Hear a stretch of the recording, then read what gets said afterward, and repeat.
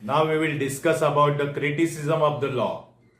Law के क्या criticism है? जैसे लॉ के बेनिफिट है, सिग्निफिकेंस है, वैसे लॉ में कुछ लिमिटेशन है, क्रिटिसिज्म है। कौन से दोष है लॉ में? तो देखेंगे। पहला है अनरियलिस्टिक एजम्पशन।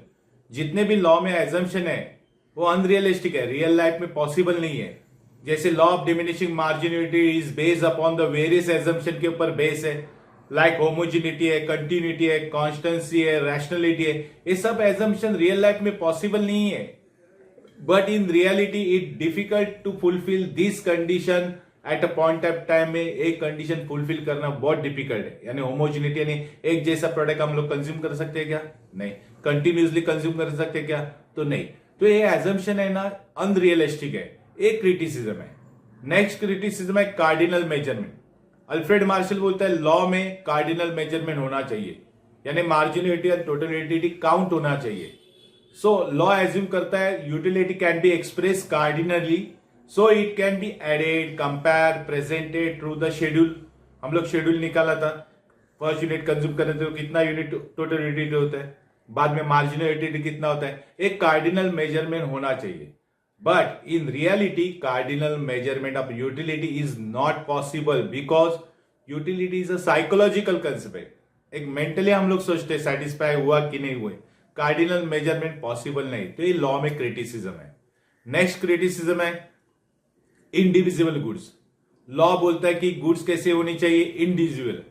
अभी जो डिविजिबल गुड्स है वो पॉसिबल है लॉ में, लेकिन इंडिविजुअल गुड्स पॉसिबल नहीं है। जैसे law is not applicable to individual goods and बल्कि goods like refrigerator, car, TV set है ना, which are normally purchase in single unit at a time. एक ही यूनिट परचेस कर सकते हैं हम लोग। लॉ एप्लीकेबल करने के लिए हम लोग 10 फ्रिज या टीवी नहीं ले सकते।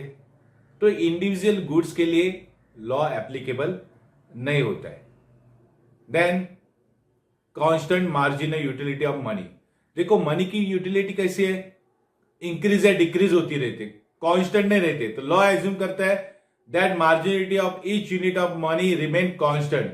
हाउएवर क्रिटिक्स यानी बाकी के जो लोग हैं वो आर्ग्यू करते हैं that marginity of money differ from person to person, अलग है। किसी को ज्यादा चाहिए पैसा, किसी को कम चाहिए।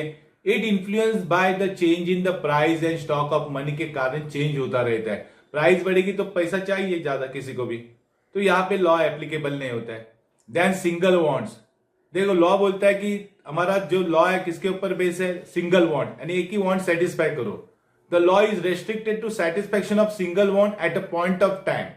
हाउएवर इन रियलिटी में देखो man has satisfy many wants at a point of time, यानी एक ही टाइम पे वॉन्ट, बहुत सारे वॉन्ट सेटिस्फाई करने की आदमी की यानी मैन की इच्छा रहती है, एक वॉन्ट पे नहीं चलता है। तो यहाँ पे क्रिटिक्स है लॉ, या लॉ एप्लीकेबल नहीं होता है। कोई भी आदमी एक सिंगल वॉन्ट्स पे नहीं चल सकता है, उसके बहुत सारे वॉन्ट्स रहते हैं।